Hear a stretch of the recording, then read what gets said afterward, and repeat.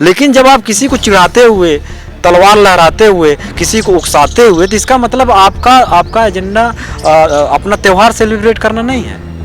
आपका एजेंडा जो है जयंती मनाना नहीं है, अपने आराध्य देवों की पूजा अर्चना करना नहीं है। आप आराध्य देवों को के नाम पर जो है कत्लेआम मचाना चाह रहे हैं। तो मेरा कहने का मतलब गरीब मजलूम की बस्ती उजाड़ करके, उनका घर तबाह कर करके, उनकी रोजी रोटी छीन करके आप कौन से देश का निर्माण कर रहे हैं? ये देश की आज़ादी में इनका कोई रोल नहीं है। ढेला बराबर भी ये तब भी जो है हिंदू मुसलमान कर रहे थे, तब भी टू नेशन थ्योरी की बात कर रहे थे, तब से भी देश को लड़ाने की कोशिश कर रहे थे। आप देख लीजिए जितने दंगे हैं, अभी बुलडोजर चल रहा था, एक मैडम थी, पत्रकारिता में बड़ा ऊंचा नाम है उनका, बड़ी ईमानदार पत्रकार हैं, वो बुलडोजर पर चढ़ कर बाइट कर रही थी। एक तरफ मजलूम की बस्ती, ठेले कुमचे तोड़े जा रहे थे। अंबानी अडानी जब मोदी के साथ हैं तो फिर बाबा रामदेव क्यों नहीं? बाबा रामदेव को अपना धंधा चलाना है, तो बाबा रामदेव को धंधा फ्लरिश कर रहा है क्योंकि सत्ता का संरक्षण है उसको। स्वागत है आपका नेशन दस्तक में। मैं हूं आपके साथ फरीन सैफी। आज मेरे साथ मौजूद हैं मुलायम सिंह यादव। वो मुलायम सिंह यादव नहीं जिनका संबंध यूपी से है, जो मुख्यमंत्री रह चुके हैं। वो मुलायम सिंह यादव जो एक्टिविस्ट हैं, दिल्ली प्रदेश में जो छात्र संघ है उसके प्रदेश अध्यक्ष हैं समाजवादी पार्टी से। इनसे पूछते हैं जिस तरह से देश के हालात बिगड़ते जा रहे हैं या फिर हिंसात्मक माहौल बनाया जा रहा है, सांप्रदायिक माहौल बनाया जा रहा है, उस पर क्या कहना है इनका। जैसे फिलहाल अभी जहांगीरपुरी में हिंसा हुई, हिंसा होने के बाद कुछ दिन बाद ही बोल दिया गया कि अवैध मकान थे उन पर बुलडोजर चला दिए गए, जबकि सुप्रीम कोर्ट ने मना किया था कि ऐसा कुछ नहीं होना चाहिए। देखिए, हिंसा हुई नहीं है, हिंसा की गई है, और हिंसा एक टारगेटेड कम्युनिटी को ध्यान में रख करके की गई है। अगर कोई भी व्यक्ति जो आपके कैमरे के माध्यम से, चैनल के माध्यम से देख रहा है, उन्हें एक बार जहांगीरपुरी जाकर देखना चाहिए कि उन बस्तियों की क्या हालात हैं, और उन बस्तियों में जो बासिंदे हैं, जो मजलूम हैं, जो कामगार लोग रहते हैं, वो कोई अमीर लोग नहीं हैं, और वो बहुत ही घेटो बस्ती है। और वहाँ ज़्यादातर जो है मुस्लिम बहुल इलाके हैं, उसमें एक तरीके से ज़बरदस्ती घुस करके इस घटना को, इस सांप्रदायिक घटनाओं को अंजाम दिया गया, सांप्रदायिक दंगों को अंजाम दिया गया। वहाँ दंगे का कोई चांस ही नहीं है।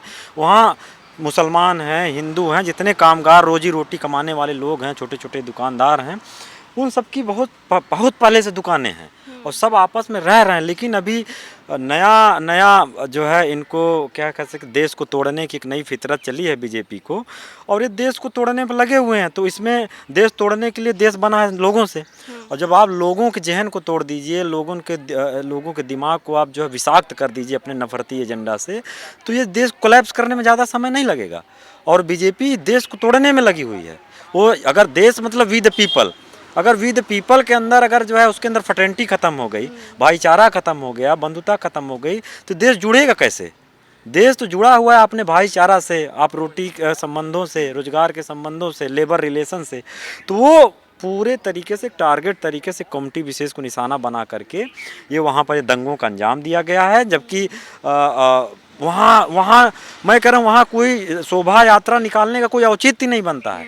आप शोभा मतलब कह रहे हैं, कोई हिंदू है, कोई मुसलमान है, तो अगर उसको प्रेयर करना है या अपनी जो है अपनी धार्मिक आस्थाओं का सेलिब्रेशन करना है तो सेलिब्रेट करेगा, उससे किसी कम्युनिटी को कोई इतराज़ नहीं है। लेकिन जब आप किसी को चिढ़ाते हुए, तलवार लहराते हुए, किसी को उकसाते हुए, तो इसका मतलब आपका एजेंडा अपना त्यौहार सेलिब्रेट करना नहीं है। आपका एजेंडा जो है जयंती मनाना नहीं है, अपने आराध्य देवों की पूजा अर्चना करना नहीं है। आप आराध्य देवों को के नाम पर जो है कत्लेआम मचाना चाह रहे हैं। तो ये दुखद है, जो है ये देश के हिसाब से ठीक नहीं है। लेकिन एक तबका या यूँ के दोनों तबके वहाँ पर ऐसे भी हैं जो साथ में मिलजुल कर रहते हैं। जहांगीरपुरी में अगर एक हिंदू का घर है तो दूसरी साइड मुसलमान का भी घर है, मंदिर मस्जिद साथ में है, वहाँ पर कुछ नहीं है। लेकिन क्या ये एक पूरा माहौल बनाया जाता है ऐसे दंगे फैलाने के लिए? देखिए, जो है ये आज से नहीं, सदियों से इस देश में हिंदू, मुसलमान, सिख, ईसाई, पारसी या जितने भी इस जम्मू द्वीप में आए लोग रहते आ रहे हैं। उनका अपना एक जो है संबंध है, सब एक दूसरे के साथ सह अस्तित्व की भावना से रह रहे हैं। मतलब सबके अपने अपने फेथ हैं, और फेथ के साथ साथ अपने अपने जो है कल्चर हैं, रिवायतें हैं, रिवायतों के हिसाब से चीज़ें चल रही हैं। तो अब मैं कह रहा हूँ कि इन सारी चीज़ों को ध्यान में रख करके टारगेटेड तरीके से देश को तोड़ने की एक साजिश है जो की जा रही है। और देश बना है लोगों से, तो लोगों को तोड़ने की साजिश है। और एक ही नहीं, पूरा उत्तर प्रदेश आप देख लीजिए, राजस्थान में भी घटनाएं हो रही, पूरे देश में छोटे छोटे सेलिब्रेशन के नाम पर ये लोग जो है भारत के समुदायों को, सौहार्द को, समाज को तोड़ने में, छिन्न भिन्न करने में। और मुझे 2015 में माननीय लालू जी ने एक स्टेटमेंट दिया हुआ एकदम बात सटीक हो रहा है कि लड़ाई जो है इस बात की है कि देश बचेगा कि नहीं बचेगा। और देश बचेगा मतलब संविधान बचेगा नहीं, क्योंकि कोई भी तो संवैधानिक मूल्यों के हिसाब से तो देश चल नहीं रहा है। संवैधानिक मूल्यों के हिसाब से चलते तो देश में जो नागरिक हैं उसको प्रोटेक्ट किया जाता, लेकिन उसको प्रोटेक्ट करने का जो सत्ता में बैठे हुए हैं, जो एमसीडी में लोग हैं, जो दिल्ली के सत्ता में नवीन हैं, जो केंद्र सरकार में बैठे हुए हैं, होम मिनिस्ट्री के अंदर जो है पुलिस आती, दिल्ली पुलिस, और दिल्ली पुलिस कैसे रहते हुए कैसे दंगा हो जा रहा है।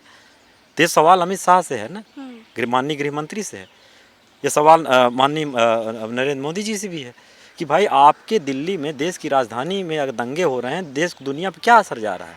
दुनिया देश के राजधानी की घटनाएं सुन करके देश के बारे में क्या नैरेटिव बनाएगी। ये देश के साख को भी नीचे ले जा रहे हैं एक तरीके से। अच्छा, पुलिस ने भी तो परमिशन नहीं दी थी ना तीसरी रैली निकालने के लिए, फिर भी इन लोगों ने निकाली। मैं कह रहा हूँ कि ये विशुद्ध रूप से टारगेटेड जो है गुंडागर्दी, दंगाई बलवाइयों का एजेंडा है। और दंगाई बलवाइयों को मैं कह रहा हूँ आप अनुमति नहीं दे रहे हैं, लेकिन बिना आपकी अनुमति से वो कर ले जा रहे हैं, तो आपकी एक मौन सहमति तो है ना। ये मौन सहमति के बिना कैसे जो है प्रशासन मूक बना रहता है। भाई हम लोग कोई काम करना है, क्योंकि विपक्ष के लोग कोई काम, समाजवादी पार्टी कुछ करना चाहे तो उसको परमिशन नहीं देंगे आप। हम लोग उनके परमिशन के बिना एक पैर भी नहीं ला पाएंगे। और वो तलवार लेकर के जो है, सरिया लेकर के, डंडे लेकर के, रॉड लेकर के आप चले जा रहे हो कम्युनिटियों को, बस्तियों में जो है। ये कौन सी आस्था है आपकी? आपकी आस्था में शांति नहीं है। इसी तरह बुलडोजर भी चला दिया अंदर बिना एससी की इजाज़त के। इसी दिल्ली में हजारों बस्तियां हैं जो इल्लीगल हैं, जिसको टर्म बोल रहे हैं कि इल्लीगल। मैं कह रहा हूँ कि आपकी हिम्मत, जो ऐसे इलाके हैं, ऐसी बस्तियां हैं जहाँ लोग के सदियों से रह रहे हैं, जो कहीं ना कहीं तथाकथित जो है इलीगल उसमें हैं, आप उनकी हिम्मत क्यों नहीं जुटाते हो? तो मेरा कहने का मतलब गरीब मजलूम की बस्ती उजाड़ करके, उनका घर तबाह कर करके, उनकी रोजी रोटी छीन करके आप कौन से देश का निर्माण कर रहे हैं? सबका साथ कैसे है ये? सबका विकास कैसे है? आप विश्वास के नाम पे, लोगों के आपसी विश्वास है जो सदियों से देश में समाज में रहते आ रहे हैं लोग, उनके आपसी विश्वास तोड़ रहे हो। आज हर भाई दूसरे मजहब के लोगों पे एक शक की निगाह से देखने लगा है। ये जहन में जो शक पैदा हो गया है, जो आपसी भेदभाव पैदा हो गई है, तो इसलिए मैं कह रहा हूँ कि ये एक एजेंडा है भारत को तोड़ने का, आरएसएस का और बीजेपी का, और ये देश तोड़ने में ही है। ये देश की आज़ादी में इनका कोई रोल नहीं है, ढेला बराबर भी। ये तब भी जो है हिंदू मुसलमान कर रहे थे, तब भी टू नेशन थ्योरी की बात कर रहे थे, तब से भी देश को लड़ाने की कोशिश कर रहे थे। जब देश को आज़ाद करने में, देश के स्थापनाओं को रखने में इनका कोई रोल नहीं है। इनका एक जो है मतलब, जब स्वतंत्रता आंदोलन का इतिहास लिखा जाता है, उस पर जितनी इतिहास किताबें लिखी गई हैं, अगर उनके उठा के देखिए तो इनको मतलब ये अपने आप को छुपाते नज़र आते हैं। तो इसलिए ये इनका जो ये कम्युनल राष्ट्रवाद है, लोगों को तोड़ करके, देश को तोड़ करके जो है एक राष्ट्रवाद की परिभाषा इन्होंने करे है। इनके राष्ट्र में जो अवधारणा में वी द पीपल नहीं है, ये वी द कम्युनल पीपल हैं। वी द कम्युनल पीपल, ये कम्युनल इंडिया बनाना चाह रहे हैं, और जो कि ये देश के हम जैसे लोग और मतलब असंख्य लोग होने नहीं देंगे, जिन्होंने इस देश के लिए कुर्बानी दी है, जिन्होंने स्वतंत्रता की लड़ाई लड़ी है, जिन्होंने शहीदों ने देश के लिए फांसी झूला है। उन सारे शहीदों का आप कॉन्स्टिट्यूशन असेंबली का डिबेट उठा कर देख ले, जो इस देश के फाउंडेशन रख रहे थे, जो देश का निर्माण कर रहे थे, उनके सपने में कैसा भारत था?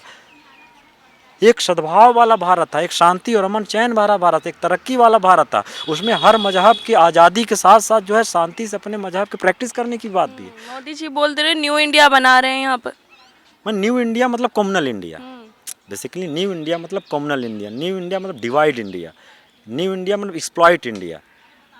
ये एक्सप्लॉइट करना चाह रहे हैं, लोगों के पेट पर लात मार रहे हैं, लोगों की रोजी रोटी छीन रहे हैं, छात्रों को लाठियां पिटवा रहे हैं, और जो बस्तियां, जो इलाके शांति से रह रहे हैं, उनके दिलों में नफरत घोर रहे हैं, उनको टारगेट तरीके से वहाँ कम्युनलाइज कर रहे हैं। अच्छा, इसी तरह अलवर से मामला सामने आया, वहाँ पे 300 साल पुराना एक मंदिर तोड़ दिया। वहाँ पर भी जो एमडीसीडी है वहाँ पर बीजेपी सरकार है, लेकिन जो सत्ता में राज्य सरकार है वो कांग्रेस की सरकार है। तो किस तरह से ये यूं कहे कि दोनों में भेद करवाने के लिए लोग, ताकि ये सोचे कि कांग्रेस सरकार ने ऐसा करवाया है, ये लोग डबल गेम खेल रहे हैं। देखिए, इस देश में मंदिर मस्जिद तोड़ने की ताकत सिर्फ बीजेपी के पास है और किसी के पास नहीं। मैं आपको एक एग्जांपल देता हूँ। हम लोग इलाहाबाद में, मैं इलाहाबाद से हूँ, तो हमारे जो इलाहाबाद स्टेशन पर जो है, इलाहाबाद जंक्शन के से जाते हैं जब, तो बीच में एक जो है मंदिर पड़ता था रास्ते में। वो मंदिर समाजवादी पार्टी की इतने दिन तक सरकार रही, बसपा की सरकार रही, कभी हिम्मत नहीं जुटा पाए, जबकि एकदम बीचों बीच रोड पे पड़ता था। लोग ऐसे रोड पूरा कर्व हो जाता था। लेकिन इन सरकारों के नेताओं में इतना दुस्साहस नहीं हो पाया कि उसको हटाकर एक जगह रख गए और लोगों के आवागमन को सुगम बना सके। बीजेपी आई, तोड़ करके कहाँ फेंक दी उसको पता नहीं। और सारी कमेटियों में एकदम खामोशी है। जो उसको लेकर तब तक विरोध कर रहे थे या उन्मादी होने की जिनमें पोटेंशियलिटी थी, संभावनाएं थी, और खुश हैं क्योंकि बीजेपी उनको ठीक कर सकती है। क्योंकि वो हिंदू मुस्लिम की बात करना, मंदिर मस्जिद की बात करना उनका एजेंडा है। और जब वही हिंदू मस्जिद गिराने लगे, वही मंदिर तोड़ के गिरा, तो कौन बोलेगा?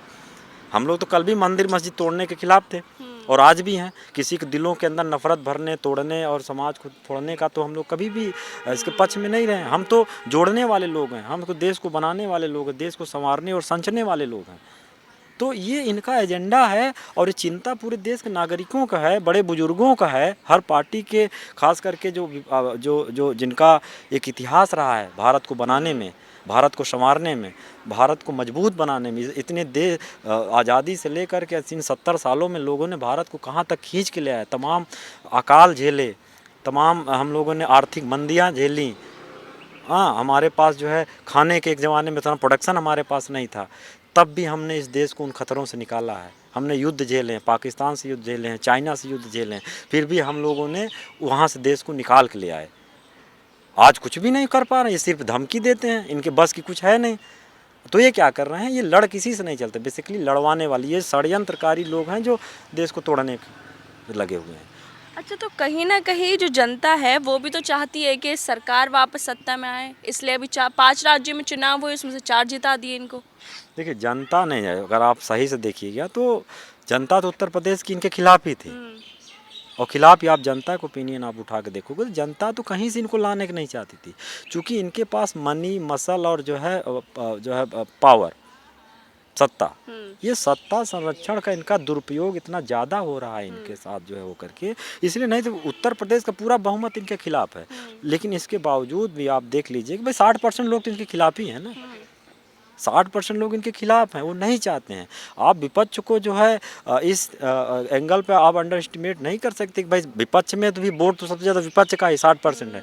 तो इसका मतलब ये है कि जनता तो मैनिपुलेशन पे चलती ना। जनता 5 साल दुख झेलती है और लास्ट में इनके मनी, मसल, मीडिया की पूरे 90% से ज़्यादा चैनल इनके शेयर है और इनके अंबानी अडानी के शेयर हैं। तो किसको दिखाया जाएगा? ये सवाल है ना कि जब आप जनता तो के पास जो है सूचना पहुंचने का एक ही जरिया है, मीडिया है, चैनल हैं, और सारी मीडिया चैनल पर बीजेपी का कब्जा है। मतलब पत्रकार की चैनल से फर्क पड़ रहा है जनता पे? नहीं, चैनल तो हमेशा से फर्क पड़ रहा है। मैं कह रहा हूँ आपकी बातों को दूर तक पहुंचाने में चैनल की महत्व योगदान है। और वो चैनल अगर जो है खास एजेंडे पर काम करने लगे, खास विचारधारा से काम करने लगे, और ये मैं कह रहा हूँ भारतीय मीडिया में बहुत पहले करता हूँ। भारतीय मीडिया का जो रूलिंग मीडिया का जो कैरेक्टर है वो है, मैं उसको ऐसे मानता हूँ, ये कास्टिस्ट, कम्युनल और कैपिटलिस्ट का एक रसायन है। 3 शक्ति इसमें, ये कास्टिस्ट भी हैं, कम्युनल भी हैं और कैपिटलिस्ट का तो है ही। तो ये तीनों को गठजोड़ का एक रसायन है जिसको हम भारतीय मीडिया कह सकते हैं। ये इसके जड़ में यही 3 एजेंडे हैं और 3 पावर शेयर हैं जिसको मिलकर के इंडियन मीडिया कॉन्स्टिट्यूट होती है। आप देख लीजिए जितने दंगे हैं, अभी बुलडोजर चल रहा था, एक मैडम थी, पत्रकारिता में बड़ा ऊंचा नाम है उनका, बड़ी ईमानदार पत्रकार हैं, वो बुलडोजर पर चढ़ कर बाइट कर रही थी, एक तरफ मजलूम की बस्ती, ठेले कुमचे तोड़े जा रहे थे। तो और कौन है वो? हमारे लोग हैं। हम लोग तबाह हो रहे हैं, हमारे अपने लोग, गरीबों, मजलूबों को, पीड़ित को, शोषितों का घर तोड़ा जा रहा है। किसी अमीर आदमी तो घर नहीं तोड़ा जा रहा। तो ये देश रहेगा कि नहीं रहेगा, ये देश के लोगों को अपनी जड़ों में जाकर को सोचना पड़ेगा, अपने इतिहास में जाकर सोचना पड़ेगा कि देश के लिए सबसे बड़ा इंटरनल थ्रेट बीजेपी है, आरएसएस है। बिना वायलेंस के, बिना वीपन्स के इनका कोई त्यौहार नहीं होता।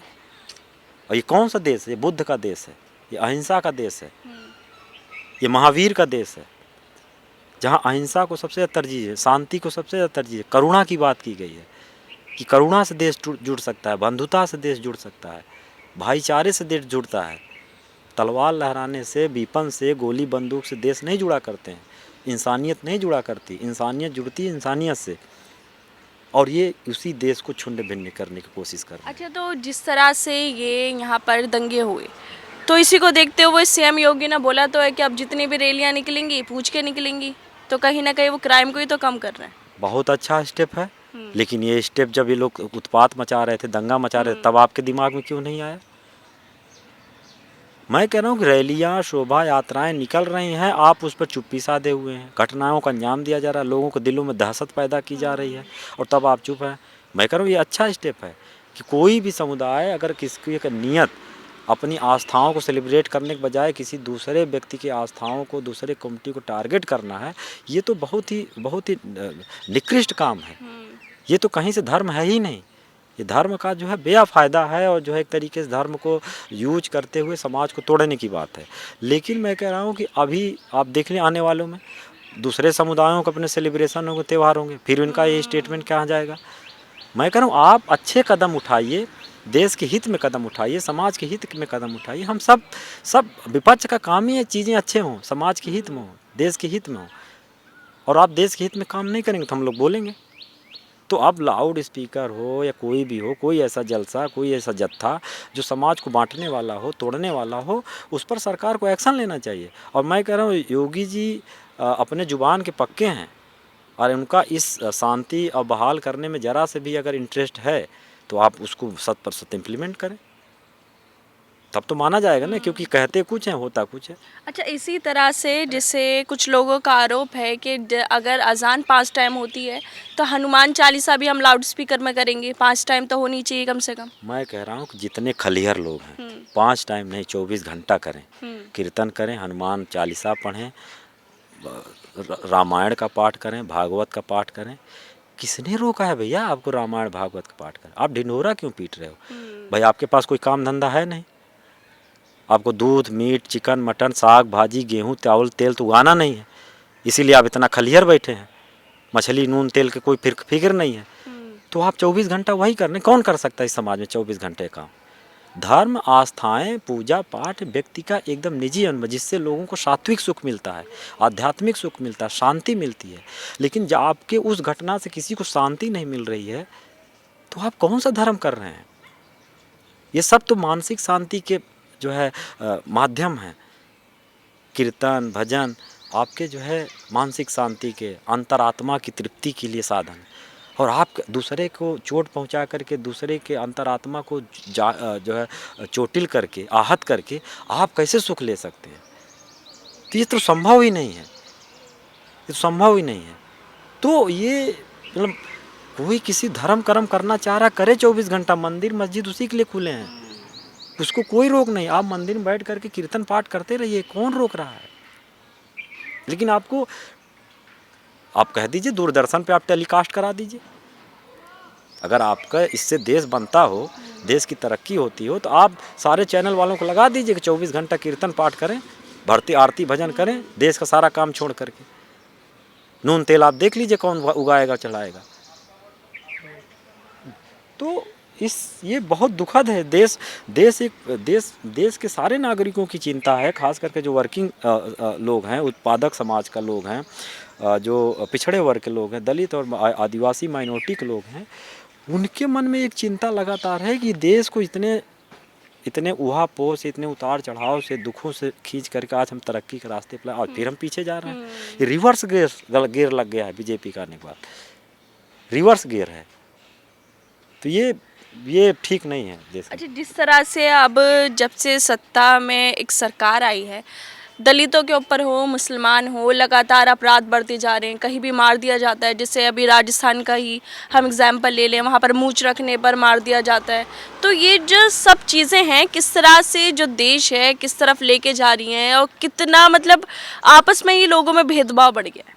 देखिए, मैं कह रहा हूँ कि कोई मूंछ लग रहा है, ये देश की कितनी बड़ी दुखद घटना है कि भाई आज तक दलितों की एक तरीके से जो सो कॉल्ड औकात बता रहे हैं लोग, आपकी हैसियत क्या है हम बताएंगे कि तुम मूंछ भी रख पाओगे नहीं, कैसा कपड़ा पहनोगे। लड़कियों के बारे में यही है, दलितों के बारे में मूंछ रख लिया, साथ में खाना कर दिया, उसका मर्डर कर। इससे ज़्यादा इनह्यूमन बारबेरियन क्या हो सकता है? इससे ज़्यादा बर्बर समाज कोई हो ही नहीं सकता। इसीलिए बाबा साहब ने इस पूरे बर्बर सोसाइटी को सोच करके क्विट कर दिया, क्योंकि उसकी इसी लक्षण को, ये जो टॉर्चरस मनवादी सिस्टम है, जो वर्ण व्यवस्था सिस्टम है, जिसमें एक ही अपने ही जिसको ये हिंदू बोल रहे हैं, उसी में कोई मूंछ लग रही है, उसकी हत्या कर दे रहे हो, तो कौन से हिंदू भाई तुम? किस हिंदू की बात कर रहे हो? वो हिंदू जो तुम्हारे साथ खाना बैठ करने से तुम अपवित्र हो जा रहे हो, वो हिंदू जो मूंछ रख ले रहा है तो उससे तुम्हारी भावनाएं आहत हो, तुम्हारी जाति आहत हो जा रही है। ये कौन से देश की बात कर रहे हो? कौन से हिंदू की बात कर रहे हो तुम? देश के सत्ता और संसाधनों में दलित पिछड़ों की भागीदारी नगण्य है ही नहीं कोई। वहाँ तुमको हिंदू की चिंता नहीं होती कि हिंदू यहाँ सब आ जाएं, आईबी में आए, मीडिया में आए, हेल्थ सेक्टर में आए, बिजनेस में आए, ब्यूरोक्रेसी में आए, जुडिशरी में आए, हर वर्ग के हिंदू आए। लेकिन वहाँ तो तुम रिजर्वेशन की ऐसी तैसी कर देते हो। मेरिट, ओबीसी की मेरिट, एससी की मेरिट अनरिजर्व से ऊपर जा रही है, और देश के कॉन्स्टिट्यूशन में लिखा है कि भाई कोई भी रिजर्व कैटेगरी की मेरिट अनरिजर्व से ऊपर नहीं जा सकती, लेकिन सारी मेरिट ऊपर जा रही है। तो कहने का मतलब है कि इनका मेरिट का जो कॉन्सेप्ट है, ये बेसिकली एक इसको थ्योरेटिकली इसको ब्राह्मणिज्म बोलते हैं, कि जब आप किसी कास्ट की कास्ट सुप्रीमेसी को समाज पे इम्प्लीमेंट करते हो और ये कहते हो कि हम उच्च हैं, बाकी लोग निम्न हैं, हम कैसे रहेंगे, फलाने कैसे रहेंगे, इस पर तय करोगे। आप तय करोगे कौन क्या पहनेगा, आप तय करोगे कौन क्या खाएगा। ये हमको लगता है कि देश के हित में नहीं है, और देश के कॉन्स्टिट्यूशन के हित में नहीं, क्योंकि देश अब कॉन्स्टिट्यूशन चल रहा है। किसके लिए कोई रिलीजियस बुक नहीं है, देश को चलाने के लिए कॉन्स्टिट्यूशन है, और कॉन्स्टिट्यूशन के अपने वैल्यू हैं। उस वैल्यू सिस्टम के हिसाब से ही ये देश चलेगा। अच्छा, आपने संविधान की बात की। कुछ लोग हैं जो बीजेपी से ताल्लुक़ रखते हैं, वो बोलते हैं कि महिलाओं का रेप करते हैं, ख़ास तौर पे मुस्लिम महिलाओं का, और साध्वी उठकर बोलती हैं कि 4-4 बच्चे पैदा करो, कोई 10 बच्चे पैदा करने की बात करते हैं। वो खुद साध्वी होकर महिलाओं से बोलती हैं कि आप 4 बच्चे पैदा करो। देखिए, ये जो साध्वी रितंबरा हैं, मैं कह रहा हूँ कि साध्वी रितंबरा कितनी बच्चे पैदा की हैं, खुद करें ना। तो आप दूसरी महिलाओं से क्यों एक्सपेक्ट कर रहे हो? वो बच्चा पैदा करने की मशीन है। महिलाएं बच्चा पैदा करेंगी नहीं करेंगी उनका हक है, उनको तय करने दीजिए ना। आप महिलाओं, मतलब एक महिला की इतना महिला विरोधी सोच हो सकती है, आप कल्पना कर सकते कि वो महिला के जहन में अभी भी महिला एक बच्चा पैदा करने की मशीन है। इससे ज़्यादा हम महिलाओं की कोई हैसियत नहीं है। हम 21वीं सदी में रह रहे हैं, हम जो है चांद पर स्पेस में जाने की बात कर रहे हैं, और जो है नैनो साइंस क्वांटम फिलॉसफी की बात हो रही है। उस एरा में जो है ये बच्चे पैदा, मैं कह रहा हूँ कि आप हमसे, आपके स्टेटमेंट से कोई दिक्कत नहीं, आप 2 नहीं 4 नहीं 100 बच्चे जनिए, हमको आपत्ति नहीं। लेकिन हमारी जो बैकवर्ड महिलाएं हैं, बहुजन महिलाएं हैं, SC ST OBC माइनॉरिटी की महिलाएं हैं, उनको अपमानित करने की कोशिश मत करिए। आप 100 बच्चा पैदा करिए, 200 बच्चा पैदा करिए, ये आपका हक हो सकता है, आपकी चॉइस हो सकती है, लेकिन दूसरे महिलाओं को आप फोर्स मत करिए। दूसरे महिलाओं के बारे में आपको कहने का कोई अधिकार नहीं है। आप 4 बच्चे, 10 बच्चे, 100 बच्चे जन करके कहिए कि हमने जना है, और अपने ही वर्ग की महिलाओं को आप जाकर बच्चा पैदा कराइए। हम लोगों को बच्चा पैदा करने का जो है शौक़ नहीं है हमारी महिलाओं को, वो तय करेंगे, उनका अधिकार है।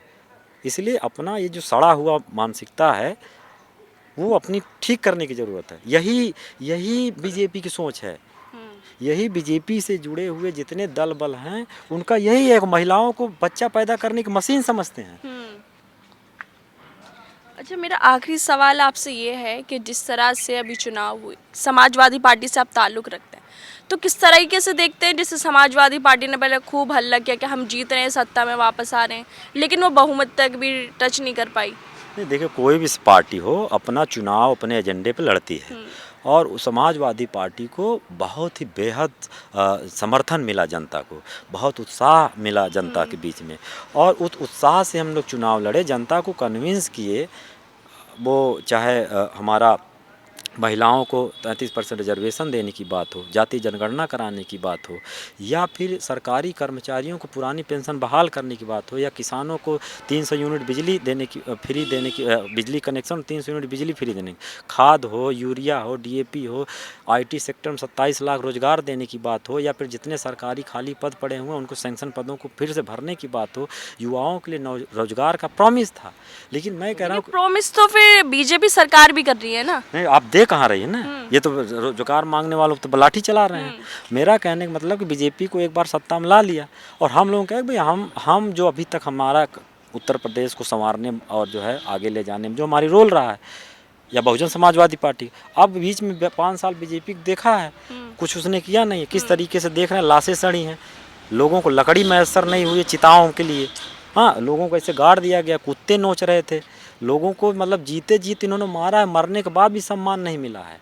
तो ये अव्यवस्था, इनकी कुव्यवस्था को लोग देखा है, तो इसलिए हम लोग चाह रहे थे। और मामला मैं कह रहा हूँ 60% तो अभी भी विपक्ष के लोग जो है, जनता तो है ही हमारे साथ जो है, और हम लोगों ने, मैं कह रहा हूँ कि हम मैनिपुलेट नहीं कर पाए, हम झूठ नहीं बोल पाए, हम अपने जो है सत्ता का जो है इतना दुरुपयोग नहीं कर सकते थे, क्योंकि हम डेमोक्रेसी में यकीन करते हैं।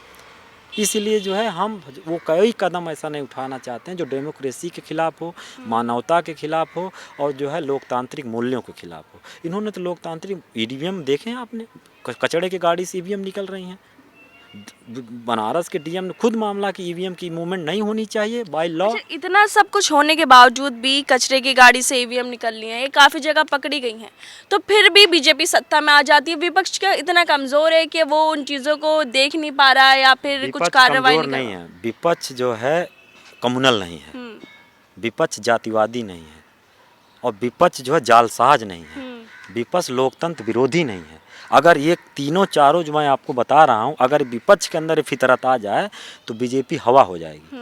अगर आप जो है आँख के बदले आँख ही चाहते हो तो अंधे तो पूरा समाज हो जाएगा, बीजेपी उसमें कैसे बच जाएगी। विपक्ष को देश बचाना है, विपक्ष एक जिम्मेदारी की भूमिका में, क्योंकि उनके लोग जो विपक्ष में समाजवादी पार्टी की जड़ें देश की आज़ादी के आंदोलन में है, राम मनोहर लोहिया के दर्शन में है, कर्पूरी के दर्शन में है। तो हमने इस देश को उबारा है, हमने देश को स्वतंत्र कराया है, देश के गरीब मजलूमों के हक के लिए आवाज़ उठाई है, उनकी भागीदारी का सवाल उठाया, उनके शिक्षा और दवाई सिंचाई पढ़ाई की बात की है, नौजवानों के हित की बात की है, किसानों की बात हम करते रहे। तो हमारा एजेंडा, हमारी लड़ाई इस देश को बनाने और संवारने की है, तोड़ने की नहीं है। और मैं कह रहा हूँ कि ये जितनी जालसाजी और जितना षड्यंत्र है जो बीजेपी करती है, सत्ता का, संसाधन का दुरुपयोग करती है, स्टेट मशीनरी का जितना दुरुपयोग करती है, जितना मैनिपुलेट करती है, और आप देखें कि भाई जिला पंचायत चुनाव में किस तरीके से महिलाओं की अस्मत लूटी गई, उनके कपड़े फाड़े गए, पर्चे दाखिल नहीं करने दिए, ये तो गुंडागर्दी है ना। तो किसी भी देश के लोग, भारत सबसे दुनिया के सबसे बड़े लोकतंत्र का ये तो एक तरीके से उदाहरण नहीं है। ये तो कोई स्वस्थ लोकतांत्रिक परंपरा में अगर कोई इस तरह की घटनाएं सुनेगा दुनिया का लोग, किसी देश मुल्क में बैठा हो, तो क्या सोचेगा भारत के लोकतंत्र के बारे में। तो ये अलोकतांत्रिक लोग हैं, ये अलोकतांत्रिक लोग हैं, ये देश विरोधी लोग हैं, ये देश को बनाना नहीं देश को तोड़ना चाहते हैं, और इसी साजिश को जो है नाकाम करने की कोशिश विपक्ष कर रहा है। अच्छा, इसी तरह बाबा रामदेव पहले बोलते थे कि हमारी सरकार आएगी तो पेट्रोल डीजल सस्ता करवा देंगे, लेकिन फिलहाल जब 100 के पार चला गया है पेट्रोल, उनसे सवाल पूछते तो बोलते हैं कि पूछ पाड़ लेंगे, चुप हो जा, इस तरह की भाषा इस्तेमाल करते हैं। देखिए, मैं कह रहा हूँ कोई भी व्यक्ति जो अपनी जुबान का पक्का नहीं होता है, बेहया जो होता है, बेहयाओं को चाहे जितना काटिए, बेहया एक पेड़ होता है, आप जितना काटिएगा उतना हरियर रहेगा, थोड़ी देर मुरझुराएगा। बाबा रामदेव उसी किस्म के एक बेहया इंसान हैं, वो बोलते कुछ हैं, करते कुछ हैं, हाँ, धमकी दे रहे हैं। ये मतलब कोई बाबा का ये कर्तव्य है। आप व्यापारी हो, हम लोग तो उनको बाबा नहीं मानते हैं, वो व्यापारी हैं, और व्यापार में तो हमेशा आदमी मैनिपुलेट करता है, और एक तरीके से व्यापार का एक बेसिक फितरत है कैसे हाउ टू मेक प्रॉफिट। तो बाबा प्रॉफिट कमा रहा है, बाबा की कंपनी, बाबा का ट्रस्ट बढ़ रहा है, गली गली मोहल्ले में उनकी दुकानें खुल रही हैं, उनका प्रोडक्ट बिक रहा है। तो बाबा सत्ता के साथ खड़े हैं, और सत्ता का जो चरित्र है, सत्ता का जो जो नेचर है, सत्ता का जो कुकर्म है, उससे बाबा कोई अलहदा तो है नहीं। बाबा उन्हीं के उस मानसिकता से आते हैं। तो बाबा को हम कोई बाबा नहीं मान सकते। वो एक तरीके सेठ हैं, व्यापारी हैं। उस आप अपने मुंह से भी कहते हैं कि भाई मैं कोई बाबा नहीं हूँ, कोई संत उंत नहीं हूँ, मैं एक व्यापारी आदमी हूँ। तो यहाँ तक पहुँचाया भी तो जनता ने ना, जनता प्रोडक्ट खरीद रही है, इसलिए जैसे वो यहाँ पर पहुँच। मैं कह रहा हूँ प्रोडक्ट तो जनता कोई ना कोई, लहसुन प्याज तेल का है कोई बांटे। आप आटा चावल दाल, हाँ, पेंसिलिन और जो है क्रीम पाउडर जो भी लगाओगे, जनता किसी न किसी को लेगी। ऐसा नहीं कि सब लोग रामदेव का ही यूज कर रहे हैं, दूसरी कंपनियां हैं। ये तो कंपनी है, व्यापारी हैं। व्यापारी अपना प्रोडक्ट बेचेंगे, और व्यापारी अपना नेगोशिएट करते हैं सत्ता के साथ। बाबा अपने सत्ता के साथ नेगोशिएट कर रहा है। सारे व्यापारी, अंबानी अडानी जब मोदी के साथ हैं, तो फिर बाबा रामदेव क्यों नहीं? बाबा रामदेव को अपना धंधा चलाना है, तो बाबा रामदेव को धंधा फ्लरिश कर रहा है, क्योंकि सत्ता का संरक्षण है उसको। ED PD tax, income tax, सबसे उसको छूट है, सबको में रियायत है। तो बाबा रामदेव तो बोलेंगे, मतलब एक कोई बिजनेस क्लास का आदमी, स्वाभाविक सी बात है, उसका एकमात्र ईमान प्रॉफिट बनाना है। तो प्रॉफिट बना रहा है बाबा, चाहे प्रोडक्ट बेचे, चाहे दवाई बेचे, चाहे वो जड़ी बूटी बेचे, चाहे वो राख बेच दे किसी उठा करके, कुछ भी बेच सकता है वो। ये मामला पूरा business, marketing and production and marketing पे है। वो मार्केटिंग कर रहे हैं बाबा। मार्केटिंग के लिए सरकार, कोई आप चैनल उठा के दे, हर का स्पॉन्सर पतंजलि, अब इवन NDTV का स्पॉन्सर पतंजलि। तो पक्ष हो विपक्ष हो, बाबा सबको स्पॉन्सर कर रहा है।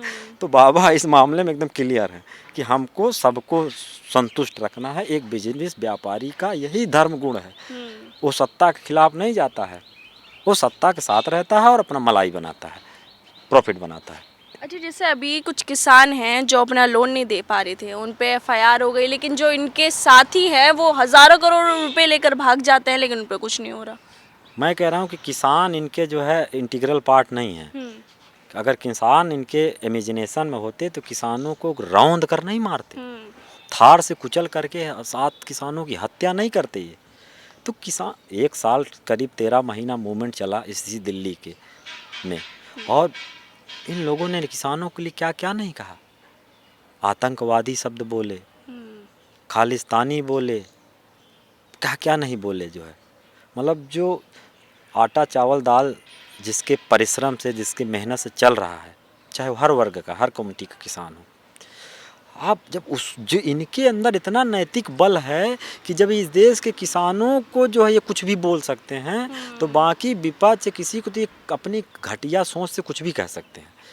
तो इनसे मतलब ये भी जनता में भी बात इस्टेब्लिश है कि ये तो निकृष्ट निकम्मे हैं ही हैं, इनसे बात कर। इसीलिए आप देखेंगे ना, पूरा इस समय का, मौजूदा समय का जो पूरा डिस्कोर्स है, और सत्ता पक्ष से सवाल न करके विपक्ष की तरफ जाता है। दिल्ली में दंगा हुआ, या न कांग्रेस है, न समाजवादी पार्टी है, न BSP है, न DMK है, न AIADMK, न RJD है।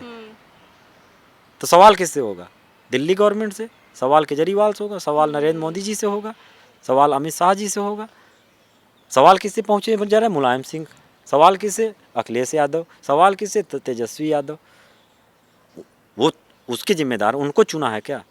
उनको जिम्मेदारी थोड़ी मिली है दिल्ली की MCD में, दिल्ली की सत्ता पे, केंद्र की सत्ता में।